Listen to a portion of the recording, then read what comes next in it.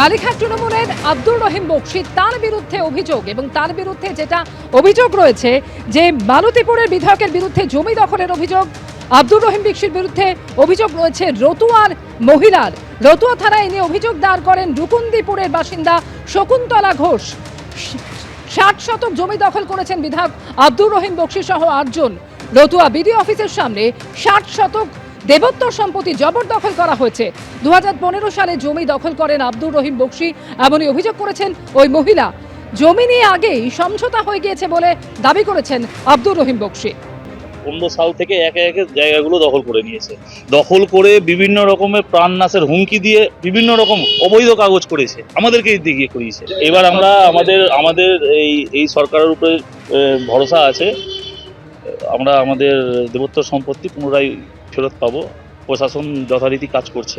আমরা দাবি করব যে আমাদের এই দেবত্বর সম্পত্তিটা পুনরুদ্ধার হোক, এটাই দাবি করব।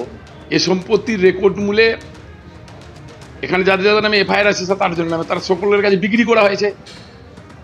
যিনি বিক্রি করেছেন তিনি কি মূল্যে বিক্রি করেছেন রেকর্ড থেকে সবাই কিনেছে, বাড়ি করেছে। কেউ জনের 2 তলা 3 তলা বাড়ি আছে, আবার একজন বাড়ি করে সেখানে আইসিডিএস অফিস সরকারি অফিসের ভাড়াও দিয়ে দিয়েছেন, সেখানে ভাড়াও চলছে।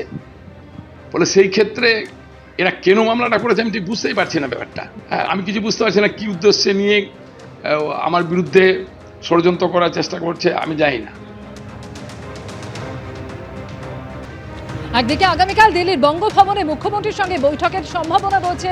এনসিপিআই সাংসদদের 20 জন এনসিপিআই সাংসদদের তাদের থাকার কথা রয়েছে আগামীকালের এই বৈঠকে। আর এরই মধ্যে এনডিএর বৈঠকে তারা আমন্ত্রণও পেয়েছেন। আর কাকলি ঘোষ তিনিও এই প্রসঙ্গে জানিয়েছেন যে এনডিএ বৈঠকে থাকার জন্য ডাক পেয়েছি। কাল সকাল 9:30টায় বৈঠক এবং বক্তব্য রাখবেন প্রধানমন্ত্রী। এম এর সঙ্গে মিটিং আছে, সিএম এর সঙ্গে মিটিং কি নিয়ে দিদি আছে আর কখন আছে? কালকে 1টার সময় আছে বঙ্গভবনে।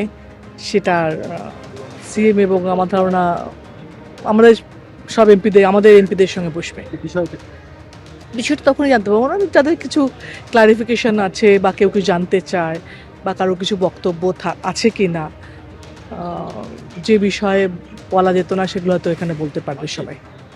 মুখ্যমন্ত্রী মিটিং করছেন বঙ্গভবনে, এই কোনো গুরুত্বই নেই।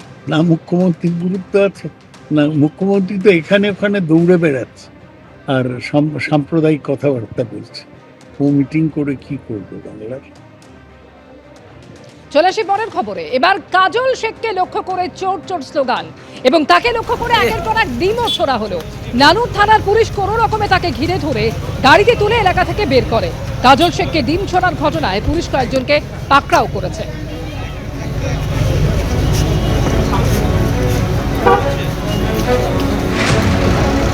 দেখো